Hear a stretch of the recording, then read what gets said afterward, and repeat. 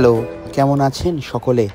এই দেখুন, আশা করে চলে এসেছি একটু বিরিয়ানির দোকানে।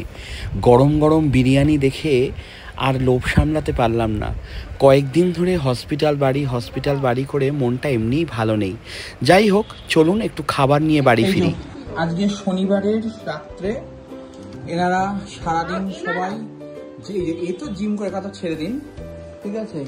এনার নাকি পরীক্ষা, আর এই ডায়েট করছি আমি এখন 15 দিন কিচ্ছু খাবো না। কালকেই আমাকে হসপিটালে বসে বসে গল্প দিয়েছে। আর এই যে সারাদিন হসপিটাল করে রাত্রিবেলা এসে পার্টি করতে বসে গেছে। কি অবস্থা আমাদের! এরা আমাকে বললো যে ভিডিও করবি না বলে এরা খাওয়াও শুরু করে দিয়েছে। 2 মিনিট তো মানুষে অপেক্ষা করে আমার জন্য। কিনতে আছে এই যে চিকেন বিরিয়ানি ভাগ করে, বাটার নান, আর এই যে মাটন, এই হচ্ছে কোল্ড ড্রিঙ্ক। তোমার কিছু বক্তব্য আছে? মেঘা কিছু বক্তব্য আছে? তুই তো বললি দুপুরবেলা খেয়ে এসছিস, বাবা আবার কি সব, তুই সেটা নিয়ে আসতে পারতিস, বাবা যেটা নিয়ে এসছে আনতে পারতিস না? অলির কোনো বক্তব্য? নাথিং বক্তব্য। এই যে আমাদের খাওয়া দাওয়া হয়ে গেছে কেমন, কিন্তু ওরা এত ভালো খেয়েছে, এই যে সবাই ডিপ্রেশনে চলে যাচ্ছে। কেন, কি হয়েছে?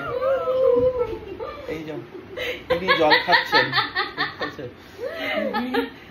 খুবই মন খারাপ। হ্যাঁ, এত ভালো খাবার দাবার খেয়েছে। জঘন্য, মাটনটা জঘন্য ছিল, জঘন্য।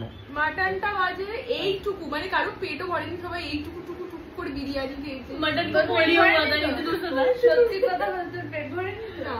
সত্যি কথা বলবো, আমরা যেরকম খাই মানে আমরা বাড়ির খাবার মতো মনে হয়, পেট কিছু যেরকম ভরে কিছুই মনে হয়নি। মানে কেন খেলাম, কি জন্য খেলাম, পেটটা ভরতো, মনে ভরেনি, পেটটা ওঠানো মনে হচ্ছে ওইদিকে পেটটা ভরে গেছে। এদের এখন একটা বিশেষ জিনিস খেতে ইচ্ছা করছে, এখন বাড়ি গিয়ে খাবে। আবার মনে হচ্ছে খাবে বাড়িতে গিয়ে নাল্লি নিহারি। আরসলানে গিয়ে বিরিয়ানি খাবে। চলুন টাটা।